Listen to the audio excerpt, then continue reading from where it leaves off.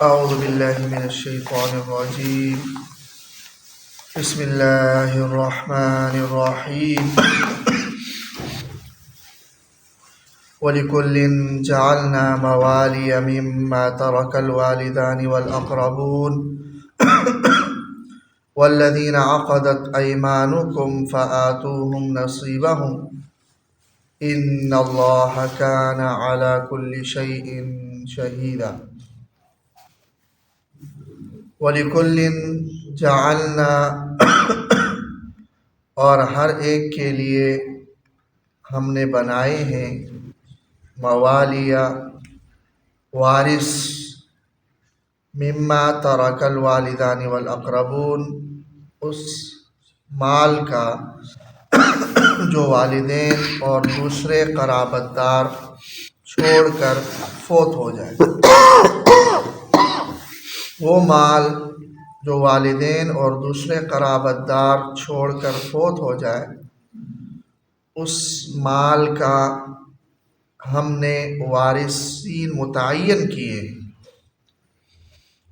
والذین عقدت ایمانکم اور وہ لوگ جن کے ساتھ تمہارے عہد بندھے ہوئے ہیں فآتوہم نصیبہم تو انہیں ان کا حصہ ادا کرو. اس سے پہلے میراث کے حصے تفصیلاً اللہ تبارک و تعالیٰ نے ذکر کیے. یہاں چونکہ دوبارہ یہ معاملہ پیش آیا تھا کہ کچھ خواتین کی طرف سے کہ مردوں کا میراث میں دگنا حصہ ہے تو خواتین کا حصہ ان سے آدھا ہے. تو اللہ تبارک و تعالیٰ نے یہاں اجمالی طور پر دوبارہ تاکید کر دی کہ جو میراث کے جو حصے مقرر ہیں وہ اللہ تبارک و تعالیٰ کی طرف سے متعین اور مقرر ہیں. اب اس میں کوئی رد و بدل نہیں ہو سکتا. وَلِكُلٍّ جَعَلْنَا مَوَالِي ہر ایک کے لیے ہم نے وارثین مقرر کر دیے، متعین کر دی. لہٰذا مردوں کا جو حصہ ہے وہ بھی مقرر اور متعین ہے، خواتین کا جو حصہ ہے وہ بھی مقرر اور متعین ہے، اور جن کا حصہ نہیں ہے ان کے بارے میں بھی قانون واضح ہو چکا ہے. لہٰذا اب ان حصوں میں کوئی رد و بدل نہیں ہو سکتا. اور جن کے ساتھ تمہارے عہد بندھے ہوئے ہوں ان کو ان کا حصہ دو. یہ بھی عرب کے اندر یہ تھا کہ دو افراد نے یا دو اقوام نے باہمی عہد اور معاہدہ کیا کہ ہم ایک دوسرے کی مدد کریں گے اور ایک دوسرے کا ساتھ دیں گے، اور اگر ہم میں سے کوئی فوت ہو جائے تو وارث بنیں گے. اس طرح دو افراد آپس میں معاہدہ کر لیتے تھے، جس کو نبی اکرم سے ابتدائی اسلام میں بھی یہ حکم تھا. جیسے مکہ مکرمہ سے مسلمان ہجرت کر کے مدینہ منورہ گئے تو مؤاخات، بھائی چارہ جو مہاجرین اور انصار کے درمیان آپ صلی اللہ علیہ وسلم نے قائم کیا، یہ در حقیقت اسی کا تسلسل تھا جو عرب میں عام تھا کہ مہاجرین ہجرت کر کے خالی ہاتھ مدینہ منورہ گئے. کوئی ایسا بھی تھا کہ جو تنہا گیا اور اس کے سارا خاندان پیچھے مشرکین میں سے تھا مکہ میں. تو آپ صلی اللہ علیہ وسلم نے مؤاخات قائم کیا، اور مؤاخات میں بھی یہی تھا کہ وہی جس مہاجر اور جس انصاری کے درمیان وہ مؤاخات ہو وہ جتنا بھی مال ہے اس میں وہ شریک ہوں گے، اور اگر ان میں سے کوئی فوت ہوتا ہے تو دوسرا اس کا وارث بھی بنے گا.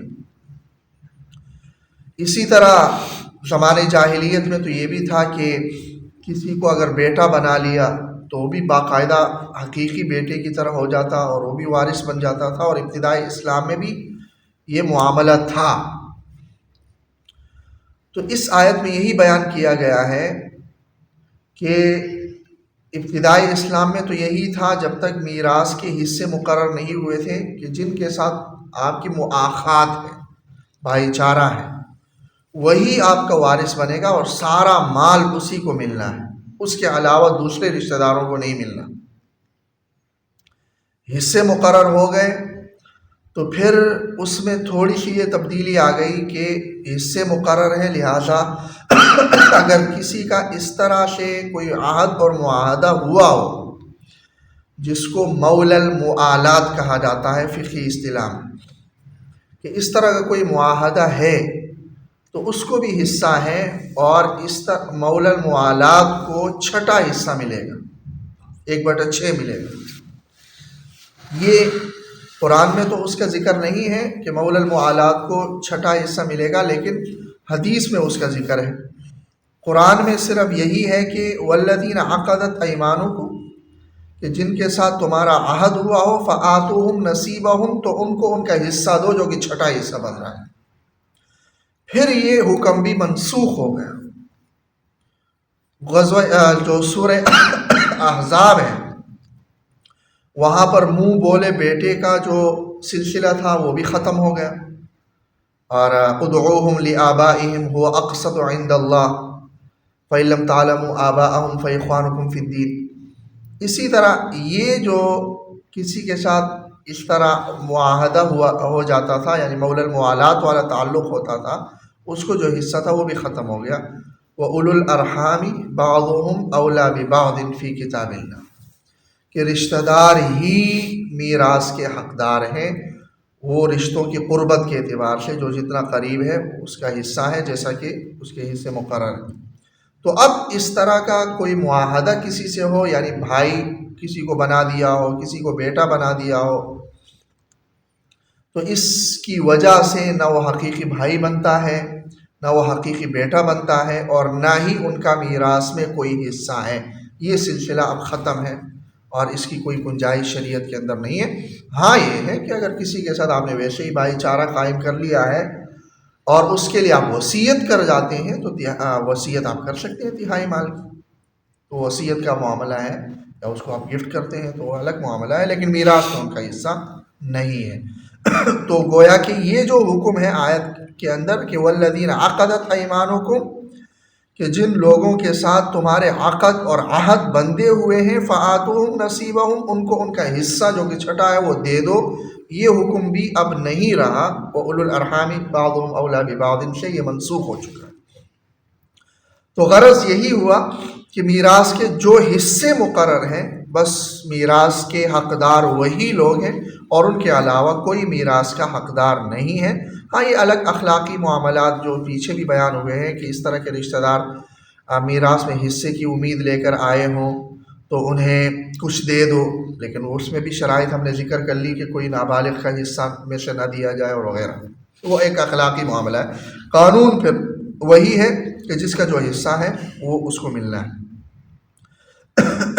ان اللہ کان علی کل شیء شہیدا، بے شک اللہ تبارک و تعالی ہر چیز کا جاننے والا ہے، ہر چیز کا گواہ ہے اور ہر چیز کا جاننے والا ہے۔ تو اللہ نے میراث کے جو حصے مقرر کیے ہیں یہ بھی اللہ تبارک و تعالی کی حکمت کے مطابق ہیں، اور اس میں کوئی نقص اور کمی نہیں ہے۔ اور مولا الموالات کا جو حصہ اللہ تعالیٰ نے ختم کر دیا یہ بھی اللہ کے علم میں بخوبی ہے، اور اس میں بھی کوئی نقص نہیں ہے۔ اور کون ان احکامات کو مانتا ہے، پورا کرتا ہے، اور کون ان احکامات کو نہیں مانتا، وہ سب اللہ کے علم میں ہے۔ تو ایک مسلمان کو یہ چیز ہر وقت ملحوظ رکھنا چاہیے اور ذہن میں رکھنا چاہیے کہ اگر دنیا والوں سے چھپ کر بھی اگر آپ خلاف شریعت کوئی کام کرتے ہیں تو اللہ تبارک و تعالیٰ سے وہ نہیں چھپتا، یا انسان کوئی چالاکی کر کے کسی حصے میں کمی زیادتی کرتا ہے تو اللہ تبارک و تعالیٰ کے حساب سے اور علم سے وہ چیز باہر نہیں ہوتی، اور اللہ تبارک و تعالیٰ کو حساب دینا ہے۔ اللہ تعالیٰ عمل کی